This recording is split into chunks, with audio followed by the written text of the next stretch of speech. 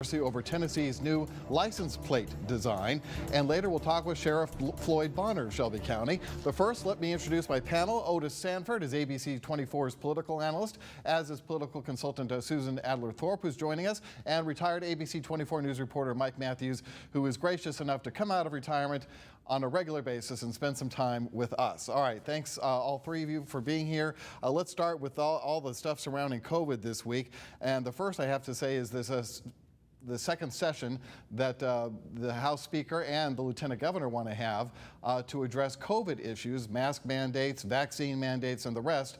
And at first it seemed that was going to be conditional on the special session for the Ford plant. Like they weren't going to agree to the Ford plant special session the Governor Bill Lee wanted for the $500 million in incentives that it's going to take to get Ford to build the plant here. But now it seems like they've backed off that some.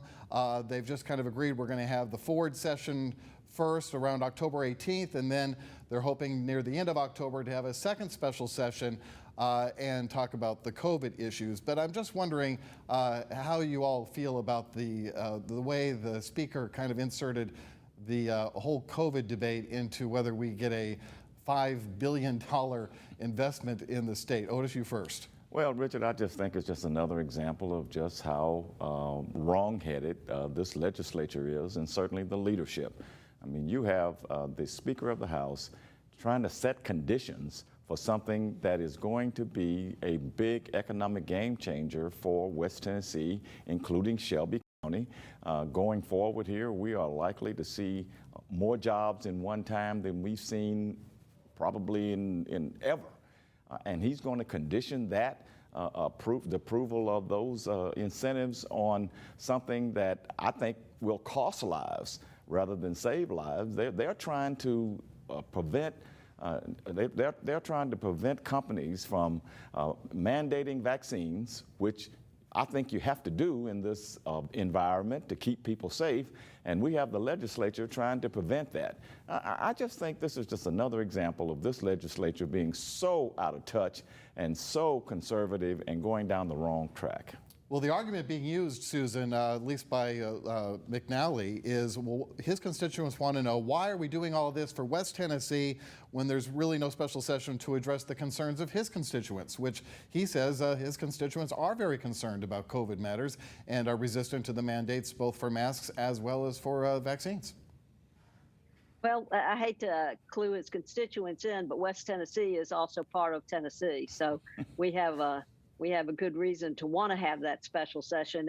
It really surprised me that Cameron Sexton did that initially, because maybe it was a week ago that he put on Twitter that the Tennessee House Republicans will never stop fighting to support high quality jobs in the state of Tennessee. Well, we are in Tennessee, and I guarantee you he would not have used a special session for the $500 subsidies for Ford if that plant were located in Cumberland County.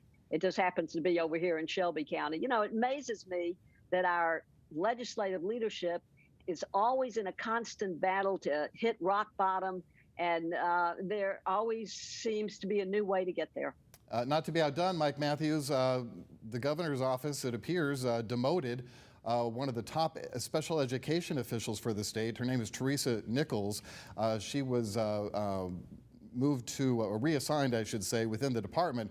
But it really shocked disability advocates because they feel like she has just been a real asset to them over the last 8 years. She's in charge of all the federal grants that are appropriated for students with disabilities. She ensures kids with disabilities get the legally required services that they're entitled to.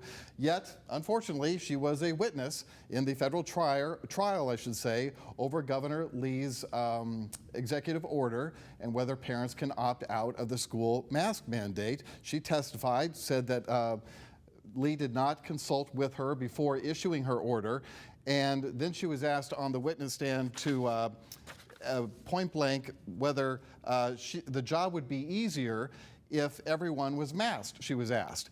And her response was, I think my job would be easier in a lot of cases. Sure, there's a lot of things that would make my life easier. And shortly after that, she found out she's got a new job. That sounds a lot like retribution to me. What does the governor want? Does he want her to lie? She was speaking her feelings. She was speaking her opinion. Look, this whole thing about mandates, and it's obviously so critically important to the governor and the legislature that they're thinking about, and they're looking at bashing a Ford plant that'll give almost 6,000 people work.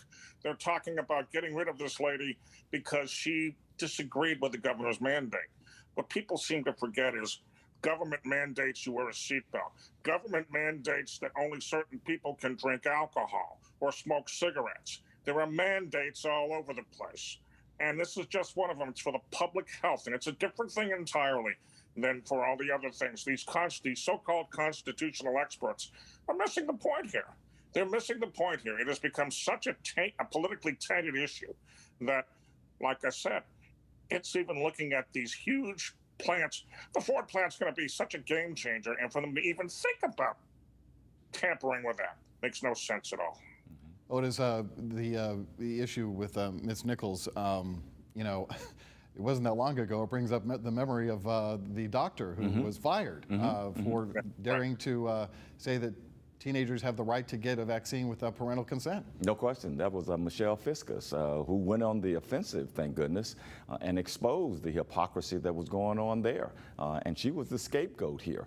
I just don't know what's going on in this administration. For all of the credit that Governor Bill Lee gets and deserves for working to get the Ford plant to West Tennessee, he is throwing all of that goodwill away by this kind of unproductive and frankly outrageous behavior in his administration to punish people for telling the truth, to put people out of a job because they're trying to save people's lives and get children vaccinated.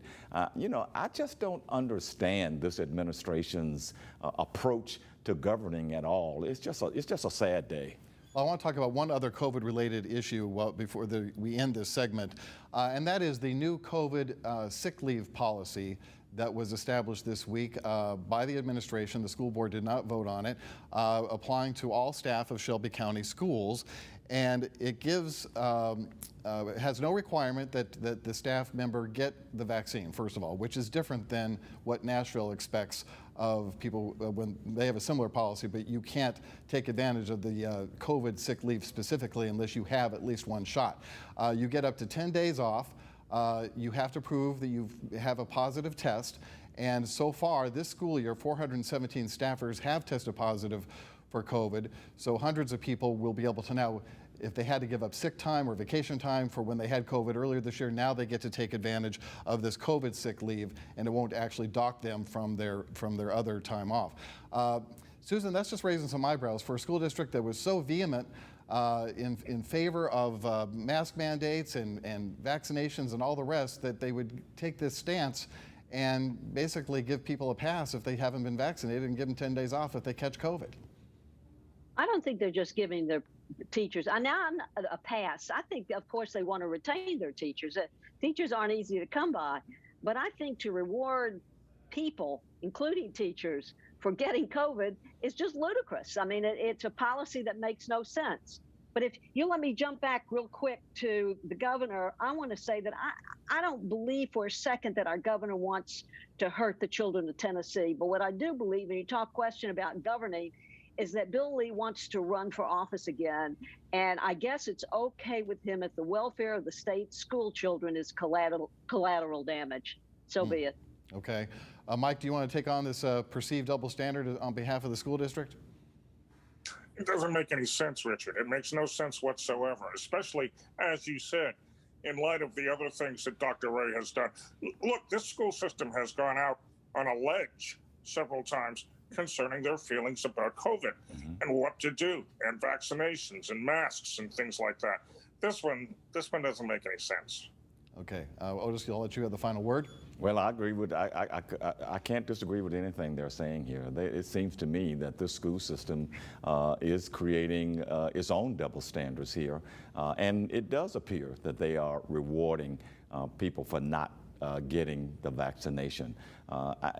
I wish that Dr. Ray would come out and explain this a little bit better, go before the media and try to justify this, because I just don't see much justification in this, especially at a time when we're trying to get more people to take the vaccine. This is a carrot or reward for those who do not. And why not do what Davidson County has done, and that's say, you know, look, if you happen to be a breakthrough case, we'll give you the time off to deal with that, but you're going to have to at least show us you at least attempted to prevent yourself from getting the virus. No question. All right, we'll take a break there, and when we come back, we're going to talk about some statements made by the new police chief, semi-new police chief for Memphis, C.J. Davis, and this controversy over the Tennessee license tag. We'll be right back.